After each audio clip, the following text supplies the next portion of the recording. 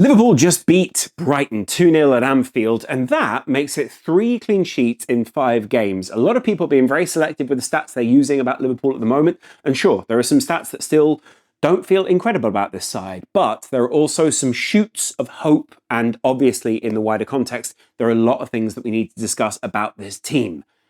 Welcome back to Laurence McKenna channel on LFC. This is our match review.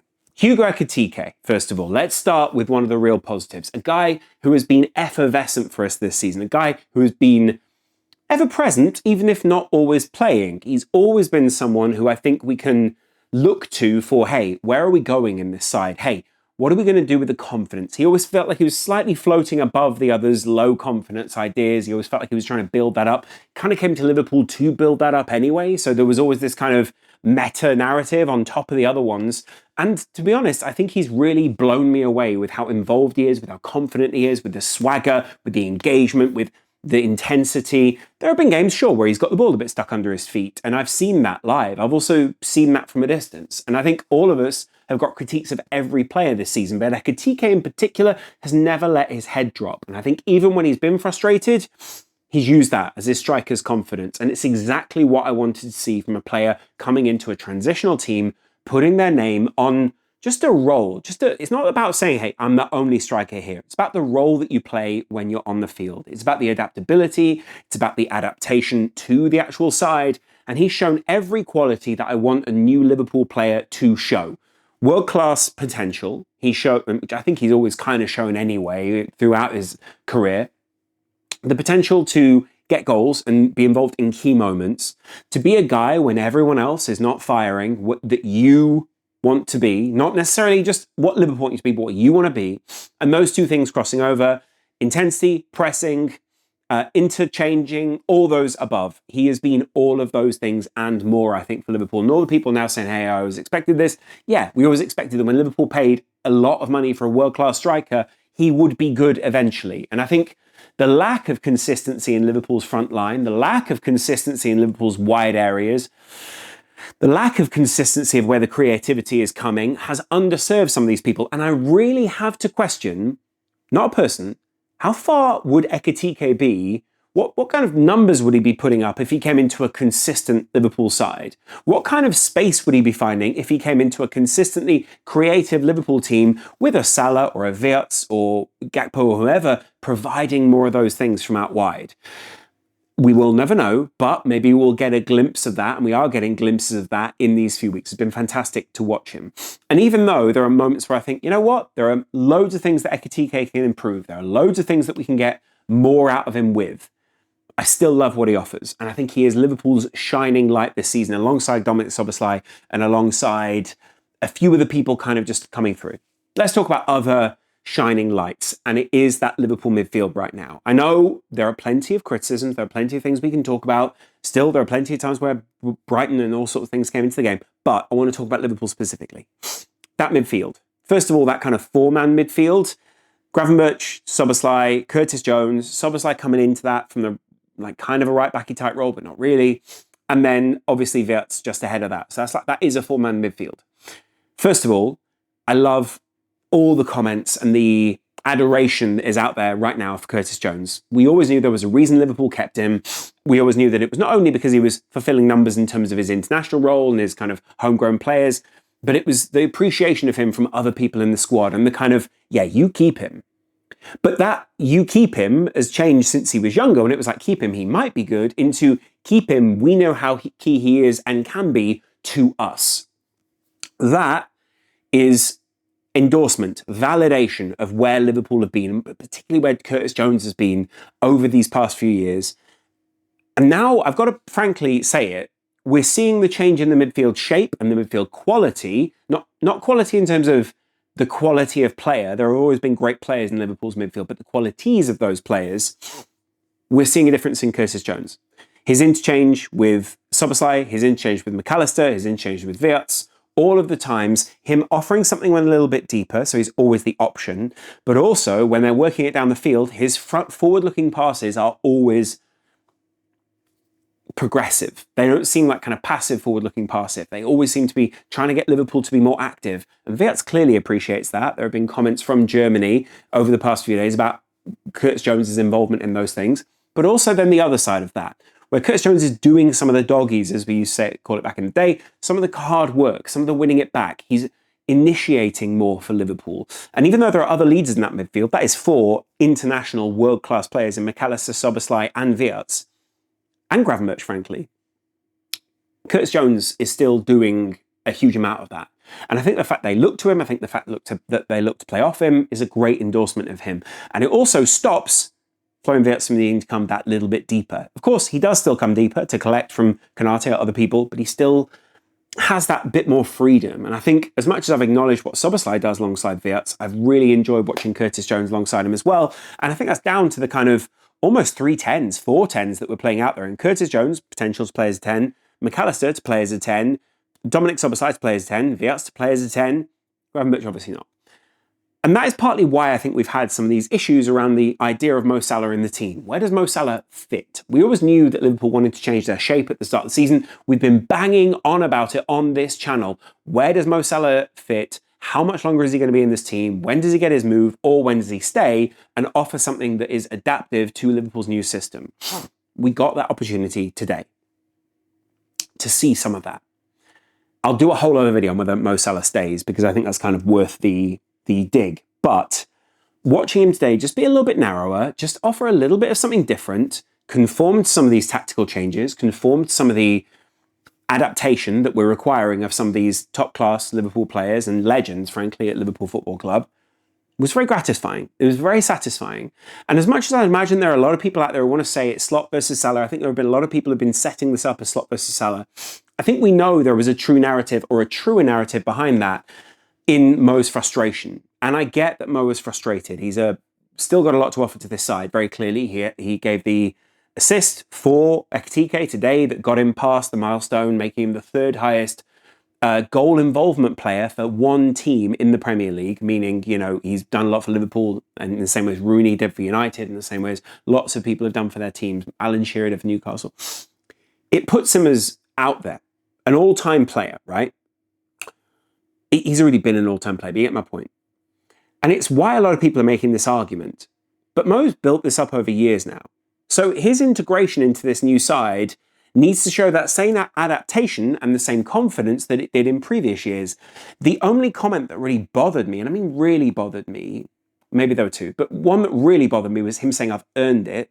First of all, you know, at Liverpool and particularly institutionally, you earn it season on season. You are only good as that previous as the previous season and the previous week that you've had at Liverpool. There's that old story that whoever it was, Joe Fagan or one of the guys who was part of the boot room back in the day, used to walk in with the medals from the previous season and just drop them on the table and say, pick them up if you want them, lads.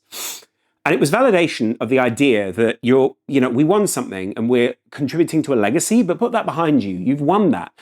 And part of me feels as if over the last week, we really need to talk about Mo. We need to talk about that approach. And we need to talk about the way that we kind of treat this collectively, because we're really split as a fan base. And I think that's more online than it is in the stadium or anywhere else. And actually, I think most Liverpool kind of fans that go to the games would say, I support Arne Slot and I support the manager as long as he's a Liverpool manager. But I also support Mo Salah, and I love him as a player for the memories he's given us, the great moments. But that doesn't mean that we always just sit around and go, well, he must be right in this situation because he's been right for all these other years. So let's talk a little bit about that on another video. I'll do that on a video later, because also it just makes this video so much longer. What else am I impressed with? Let me just open up my notes here a little bit. Really impressed with the fact that Florian Wirtz is finally sort of showing some of those world-class moments. He's showing some of those world-class touches. He's showing some of those world-class elements that we bought him for. And I'm also just really impressed with the fact that we got through that period. I know Wirtz is kind of coming off the left a little bit, but he's floating around, and I really love that. I'm really, really enjoying that. Give Konate his credit where it's due. He had a much better game today than we've seen him have in previous games, and maybe it's because he's had his head turned, and now he's kind of realised, well, actually, maybe I don't have these other options. But let's see, right? If he is staying, great. I want to see him knuckle down. I'll see him change. I want to see him adapt. If he isn't staying, then I want to see him knuckle down, change. I want to see him adapt because he needs to do that for the rest of the season. And frankly, the fact that, Real Madrid came out and said we aren't interested anymore, or whatever it is, shows there was interest at some point. And so to have his head turned or whatever it is, great. It may still mean he goes somewhere else, by the way, and it may still mean he goes to PSG or something else, but that doesn't look likely in a time like January for Liverpool. And frankly, I still think that there is a title to be won here. I know that Arsenal have still got to go out and get their results, and they probably will. It was a fairly straightforward game for them, but I want to keep Liverpool keeping that pace up, because if there is an opportunity to get involved in this title race, which I still think this side has the potential to do, because they have such quality, such talent, such hunger, clearly there is a lot of drive within this side, then I want to be there. I don't want to let that slip. And I also don't want people to comfortably win titles. I don't want it to be a thing of like, well, they weren't really around. And I know people are going to say, well, no one remembers who finishes second, whatever. We remember what happens in these seasons. It doesn't matter if it's, a Chelsea fan who doesn't remember Liverpool. We remember Liverpool. We remember these things. Keep in those moments, stick in there and enjoy the journey, enjoy the process. Don't just enjoy when we're top of the league. Enjoy everything that goes into this for all of these fans, for all of these moments, for all these players. You don't know how much longer you're going to get to see Mo. You don't know how much longer you're going to get to see some of these world-class players. Van Dijk has a clock on the time that he has at Liverpool now. Alisson only has, 18 months left on his contract at Liverpool now. Value these people. I'm not, let's not get high and mighty. Kirkes, pleasantly surprised today, in fact. I actually really enjoy that in this time it's taken some of the pressure off some of these new players by having some of the current squad sort of struggling and those things kind of coming to light. I'm not saying I wanted them to struggle, but I think it shows the environment these players were entering. And I certainly think that Kirkes deserves more time. I've been very critical of him on this channel, and rightly so. I think left-back position hasn't really been locked down this season. But as he grows into it, I actually really enjoy watching him play. I enjoy the progression that he has, and I enjoy overall that we've got a progressive left-back who, again, was once a number 10. There is a theme emerging here as to ball carriers, talented players, people who can take people on, people who can jaunt past people, all these kind of things. It all works, all right? And finally, I want to talk about Joe Gomez. Joe Gomez is a fantastic player for Liverpool, and his injury record is obviously the thing that has stood in the way of him and a fantastic career at the club. We have had a dearth of really talented centre-backs here over the last few years. Clearly, Jarell Quansah was that at one point, just didn't fit the tactical profile that Arne Slot wanted, and he moved on. We still have that buyback clause, but let's move on from that. Joe Gomez, fantastic player, adaptable, deserves to be playing in a Premier League side because of the amount of effort and the person that he seems to be. I feel bad for him again going out. Very happy that Mo Salah got into the team on the back of that and got some of his moments, got his assists, got all these kind of things. I think Salah's always been someone who's driven by legacy, who's driven by numbers and those kind of things. I think that's why he wanted to get this kind of game in against Brighton, A, before he goes off to AFCON, but B, also in case there is a big shift at Liverpool in the coming weeks and they do move someone on. I'll talk about that in another video.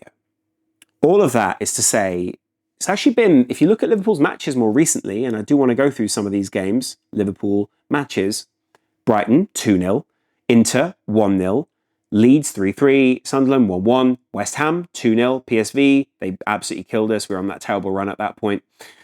In the last 5 matches, Liverpool have conceded 4 and scored 6, 7, 9. That's a record of almost 2 goals a game, and obviously against Inter much less, but you're against an Italian side away from home, blah, blah, blah. I'm not the kind of person that breaks those things down into, well, they only scored this many goals per. It's kind of horses for courses if you want.